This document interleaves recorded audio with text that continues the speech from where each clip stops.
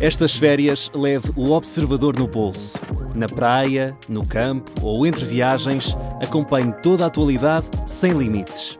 Assine com 40€ de desconto e habilite-se a ganhar uma estadia de 2 noites num dos hotéis boutique da Small Portuguese Hotels.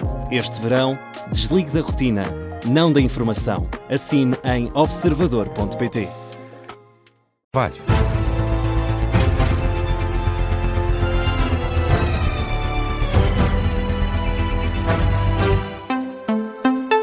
E começamos este jornal com as críticas da FENPROF ao modelo de remuneração anunciado pelo Governo para os professores classificadores dos exames. A Federação de Professores fala mesmo numa afronta e vai denunciar o caso. A tabela de remuneração foi anunciada ontem à noite. O Ministério da Educação avança que os professores vão receber €1 por cada resposta classificada e 12 por cada prova reapreciada. A medida aplica-se aos exames nacionais da primeira e segunda fases, bem como à época especial de setembro. Em comunicado, o Ministério da Educação destaca o papel dos professores no processo de avaliação e diz que tomou esta decisão porque entendeu compensar todos os docentes classificadores. Na reação, a FENPROF fala numa ofensa à inteligência e dignidade dos professores e anuncia que vai denunciar a situação junto da Inspeção-Geral de Educação e Ciência. Em comunicado, a Federação Nacional de Professores descreve o modelo de pagamento como absolutamente inaceitável e diz que o processo de classificação dos exames é uma verdadeira tragicomédia. Entretanto, a correção dos exames da segunda fase já está a decorrer e com novos problemas. Carlos Pedro. É uma denúncia feita ao Observador pela Missão Escola Pública. A convocatória é feita com recurso a uma nova plataforma onde os diretores das escolas devem indicar os professores disponíveis para o processo de classificação das provas e, caso não haja disponibilidade, a substituição é feita de forma mais rápida e direta. Contudo, parece que nem todos os professores conseguiram aceder a esta plataforma, sendo que a Missão Escola Pública diz que há escolas onde ainda nenhum professor foi convocado para a segunda fase. E, Carlos, quem for convocado para classificar itens de exames nacionais não pode recusar, diferente do que acontece quando falamos de pedidos de reapreciações. Sim, aí não há volta a dar a esses pedidos e esses pedidos podem mesmo ser recusados, mas quando um professor é formalmente convocado para classificar itens de exames, isso já não pode recusar, mesmo que isso implique alterar dias de férias já marcados. Ao Observador, o grupo Metaprof não esconde o receio com este processo da segunda fase e com a falta de professores disponíveis para fazer todo o trabalho. E há também diretores a convocar colegas por chamada, tal como tinha acontecido na primeira fase, é o que indica este grupo de professores. Portanto, Carlos, há problemas antigos que se repetem nesta segunda fase. É isso que nos dizem estas denúncias, os mesmos problemas, mas agora em menor dimensão. Entre esses problemas estão também consecutivas quedas da plataforma, professores sem conseguirem aceder à plataforma, professores também sem folhas de continuação e ainda um caso de um docente que recebeu itens para corrigir, mas não foi convocado para a segunda fase. Carlos Pedro, com um ponto de situação deste processo, de acordo com os números que foram revelados ontem pelo Ministro da Educação, no total há 90.000 provas da segunda fase por corrigir, a que se somam outros 15.000 pedidos de reapreciação. Ao todo são pelo menos 105.000 provas para corrigir, é um número que ainda pode aumentar.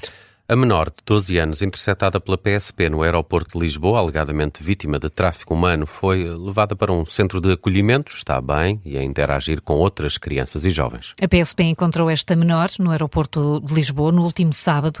Estava acompanhada por uma mulher que se fazia passar por mãe. Vinham do Senegal. A polícia detectou irregularidades nos documentos. A própria criança denunciou depois que estava a ser levada para a França à força para casar com um homem. Terá sido vendida pela própria família. A editora adjunta de Sociedade, o Observador, explica que a menor está agora ao abrigo de uma instituição onde está a interagir com outras crianças vítimas do mesmo crime.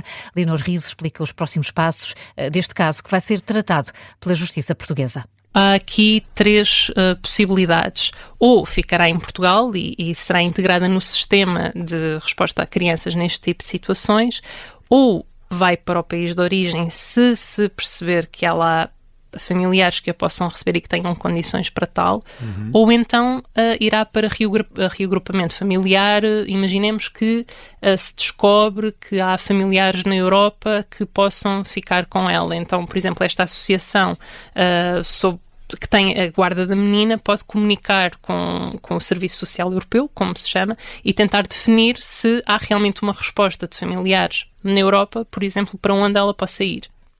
A editora adjunta de Sociedade do Observador. Na história do dia, a criança é cidadã da República Democrática do Congo, a mulher que se faz passar, ou que se fez passar pela mãe, é francesa, tem 45 anos, ficou em prisão preventiva, está a ser investigada pela Polícia Judiciária por tráfico de pessoas.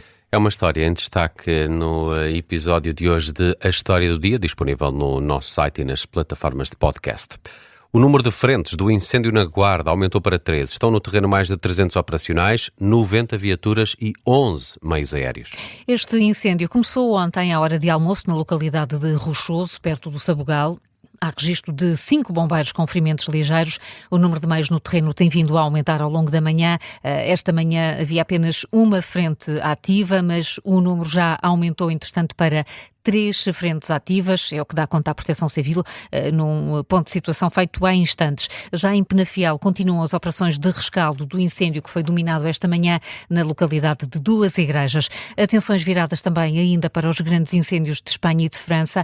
Em Espanha, o combate aos incêndios decorreu de forma favorável durante a noite, mas as autoridades temem a subida das temperaturas. Situação semelhante em França, com as autoridades a falar numa corrida contra o tempo para tentar dominar o incêndio perto de Bordeus, antes que cheguem os efeitos de uma nova onda de calor.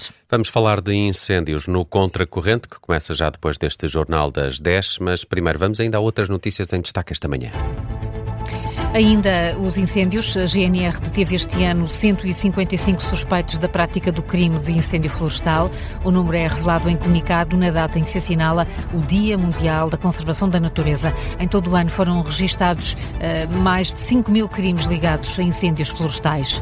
Um sismo de magnitude 6.8 na escala de Richter foi sentido no sul do Japão. A magnitude inicial era superior, mas foi entretanto atualizada. Não há para já informação oficial de possíveis vítimas ou danos. O governo japonês emitiu um alerta de tsunami. O sismo teve epicentro a 10 km da superfície. Volodymyr Zelensky já está nos Estados Unidos, onde vai ser recebido esta tarde por Donald Trump. Os dois têm um encontro marcado na Casa Branca. Depois deste encontro com o presidente ucraniano, o presidente dos Estados Unidos vai receber também Benjamin Netanyahu, o primeiro-ministro israelita. É uma história de espionagem, segredos, traições. Já estreou o novo podcast Plus do Observador. E desta vez centra-se na história do espião português que foi apanhado a vender segredos da NATO à Rússia. É uma história recente. Frederico Carvalhão Gil foi detido em flagrante há 10 anos em Roma. É um caso único em Portugal, mas na história dos serviços de informação mundiais há muitas histórias de agentes duplos que trabalhavam para o inimigo. Em 2023, Carsten L., funcionário das secretas alemãs, foi detido e acusado de traição por suspeitas de passar informação classificada à Rússia a troco de dinheiro. Para conseguirem descobrir as toupeiras, os serviços têm de estar sempre alerta, diz Rui Pereira. O ponto máximo a que eu cheguei nessa matéria foi, a certa altura, falar com os serviços canadianos a propósito do polígrafo. Porque há serviços estrangeiros, incluindo a CIA, que sujeitam agentes ao polígrafo. Aliás, a CIA tem uma história curiosíssima de um dirigente conhecido que foi sujeito ao polígrafo, revelou que estaria a mentir e ninguém acreditou nessa revelação porque tinham tanta confiança nele, porque achavam que o polígrafo é que estava enganado. Mais tarde confirmou-se.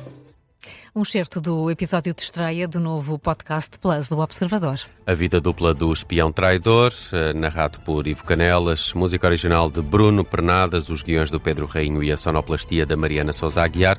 Há um novo episódio todas as terças-feiras. Os assinantes do Observador têm acesso antecipado aos 6 capítulos. Passa depois do meio-dia aqui na Rádio Observador o primeiro episódio e tivemos esta manhã um explicador também dedicado a esta nova história com o Ivo Canelas e o Pedro Rainho. Vai estar daqui a pouco já disponível no nosso site e plataformas de podcast.